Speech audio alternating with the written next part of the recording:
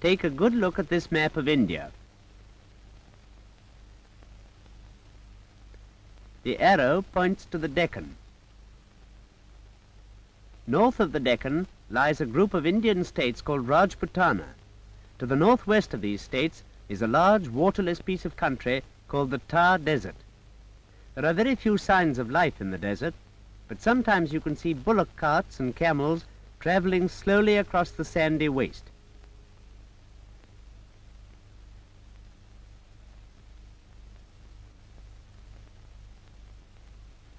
They are on their way to a desert town, for here on the edge of the desert lies the town of Bikaner.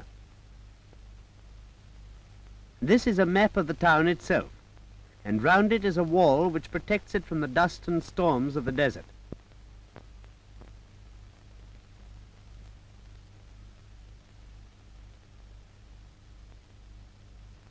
This is a view of the walls from the outside.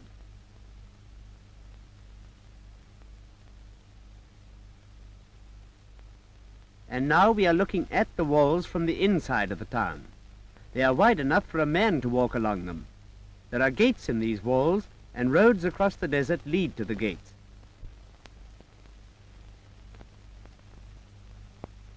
Through them, traffic flows in and out of the city. Notice all the different kinds of transport that the people of Bikaner use. There are camels, of course, because of the desert, but there are motor cars as well, and a great many bicycles and carts drawn by horses.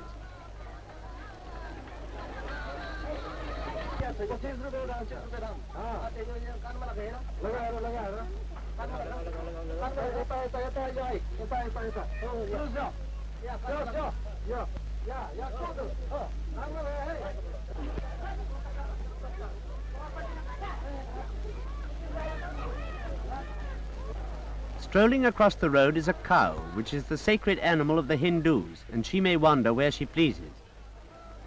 Down this street you can see the Hindu temple. All the people of Bikaner belong to the Hindu religion, and here you see some of them worshipping in the courts of the temple. Notice particularly the clothes which the people wear. They are made of cotton, and they are designed to protect their wearers against the very hot sun.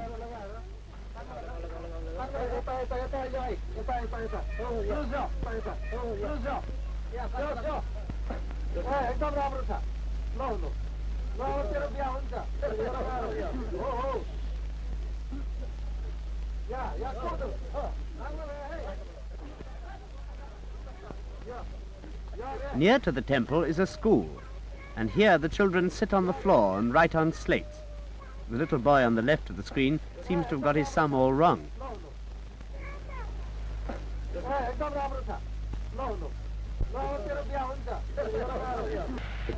There are no cinemas to go to after school, but there are very funny animal imitators in the streets. And you can stand and watch a snake charmer making a cobra sway to and fro to his music. The children of Bikaner love watching him, and so do the grown-ups too.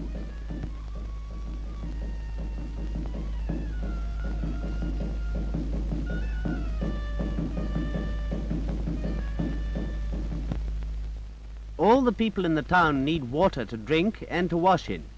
But if we look at the map again, we shall see that there are no rivers or lakes near Bikaner, but there are plenty of deep wells, for of course the town would never have been built on this site if there had been no water available. The wells are being pointed out on the map now.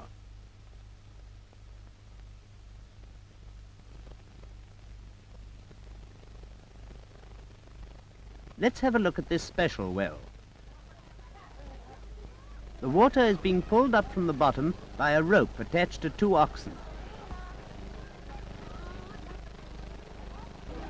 This well is in the middle of a sandy desert, and you can see that it must be very deep because the oxen have to walk such a long way to pull the water to the top. The man is putting his weight onto the rope too.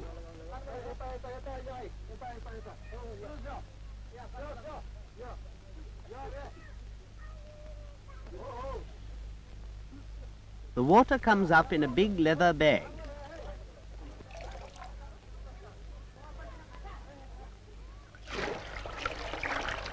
It is poured into a stone channel, and it runs along this channel to the town. The channel is being marked in on the map in white now. The water flows along into a big stone tank. Here are people of Bikaner at the tank coming to fetch water for their houses. But some people are too lazy to fetch it for themselves, so there are water carriers, like these men who fill leather bags with the water and take it round the streets on camels. But people who buy it from them have to pay for it, having to be brought to their door.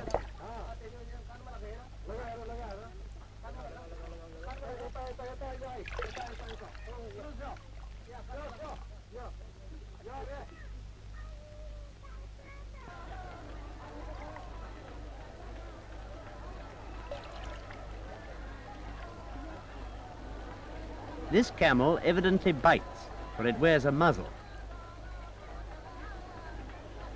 Take another look at Bikaner on the map. Outside it, to the northeast, is the palace of its ruler, the Maharaja of Bikaner.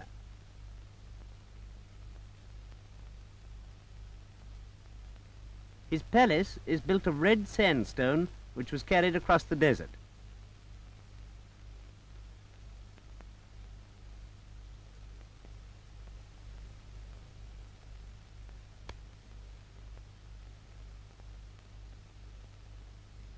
Here is a picture of the Maharaja himself.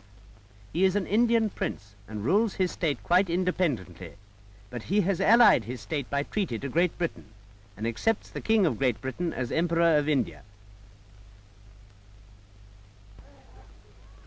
The people of Bikaner, like all Indians, enjoy any kind of procession, and they gather to see their ruler drive along the streets.